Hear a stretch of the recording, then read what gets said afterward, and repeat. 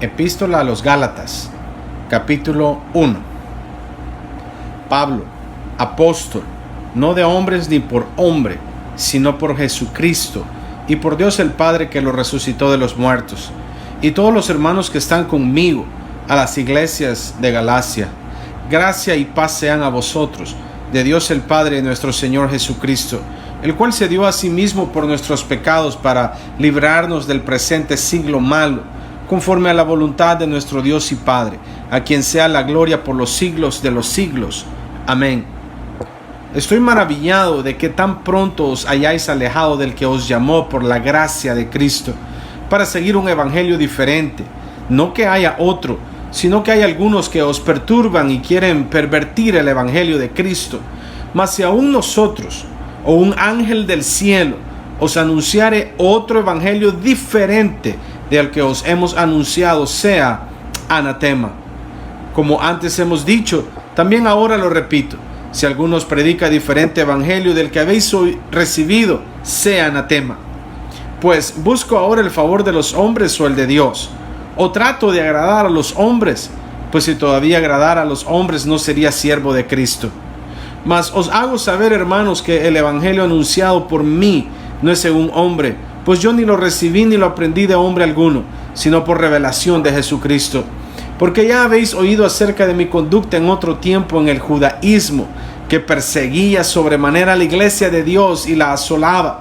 Y en el judaísmo aventajaba a muchos de mis contemporáneos en mi nación, siendo mucho más celoso de las tradiciones de mis padres.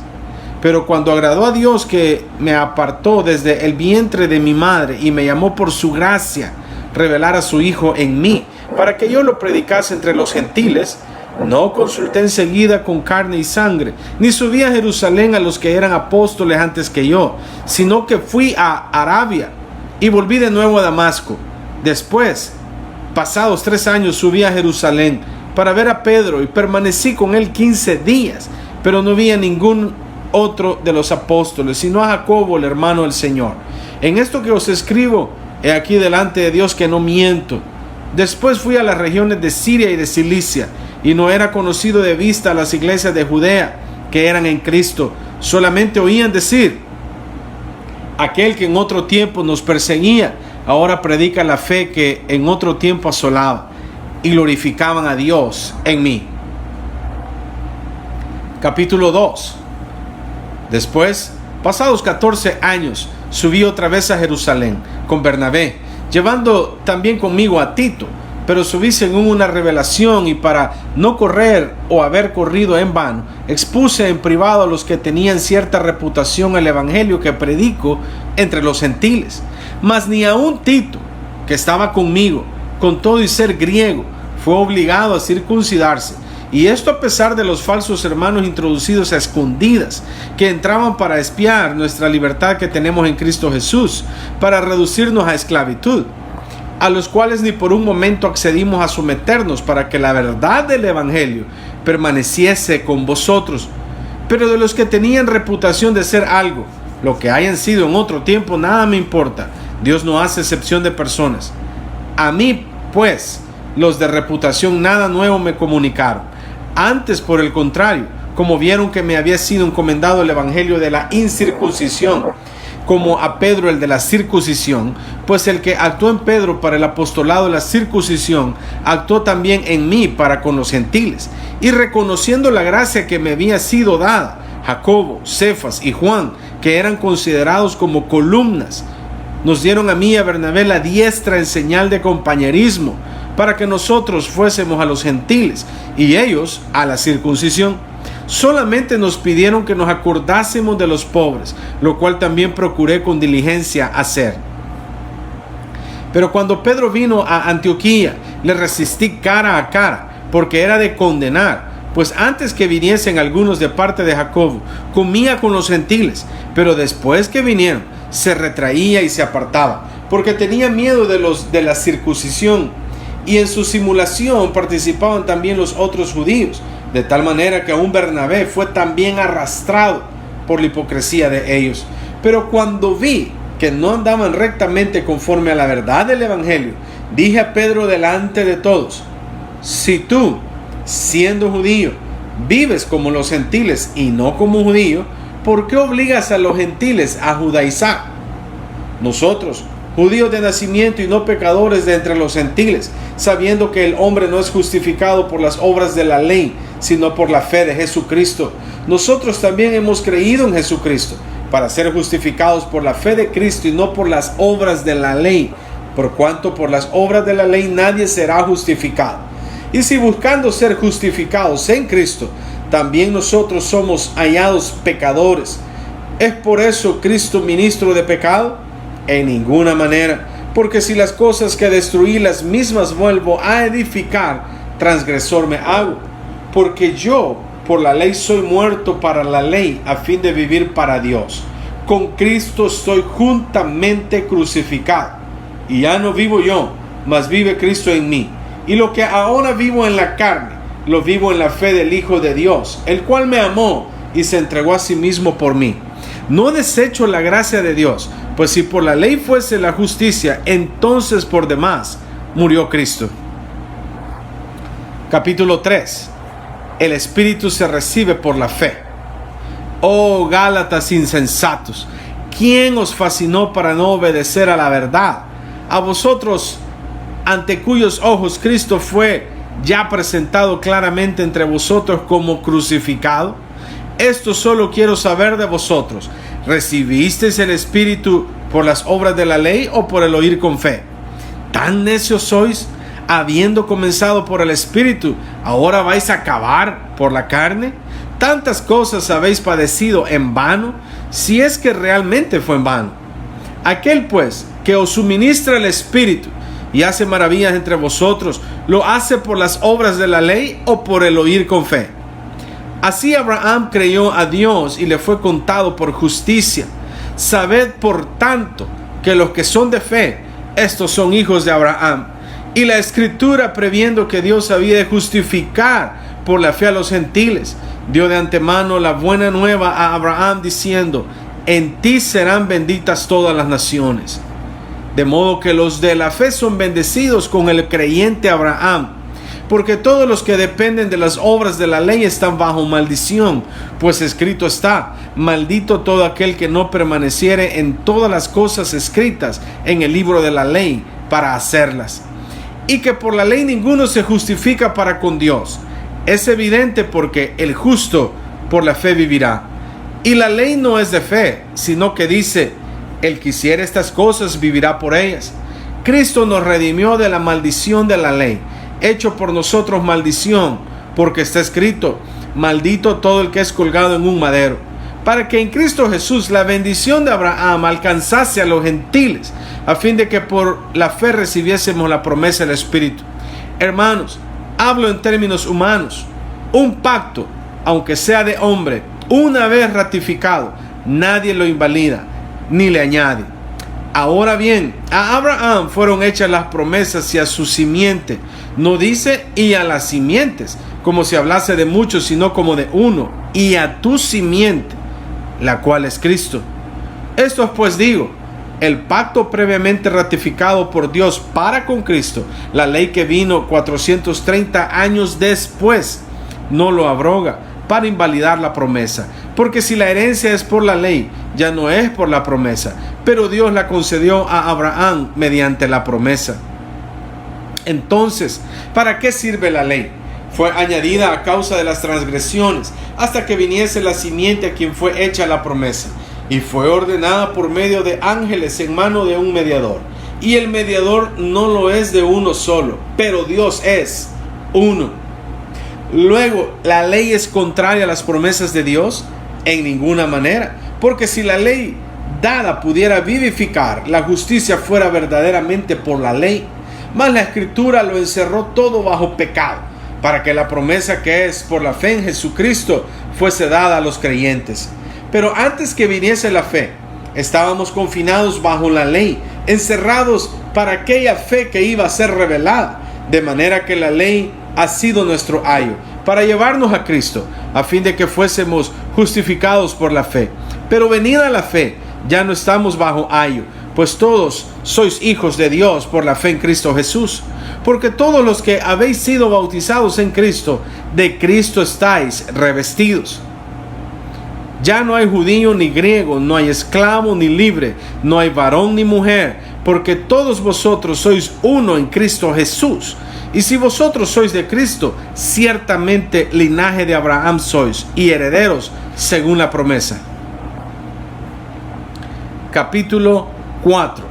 Pero también digo, entre tanto que el heredero es niño, en nada difiere del esclavo, aunque es señor de todo, sino que está bajo tutores y curadores hasta el tiempo señalado por el Padre. Así también nosotros, cuando éramos niños, estábamos en esclavitud bajo los rudimentos del mundo. Pero cuando vino el cumplimiento del tiempo, Dios envió a su Hijo, nacido de mujer y nacido bajo la ley, para que redimiese a los que estaban bajo la ley, a fin de que recibiésemos la adopción de hijos. Y por cuanto sois hijos, Dios envió a vuestros corazones el Espíritu de su Hijo, el cual clama, Abba, Padre. Así que ya no eres esclavo, sino hijo, y si hijo, también heredero de Dios, por medio de Cristo. Ciertamente, en otro tiempo, no conociendo a Dios, servías a los que por naturaleza no son dioses.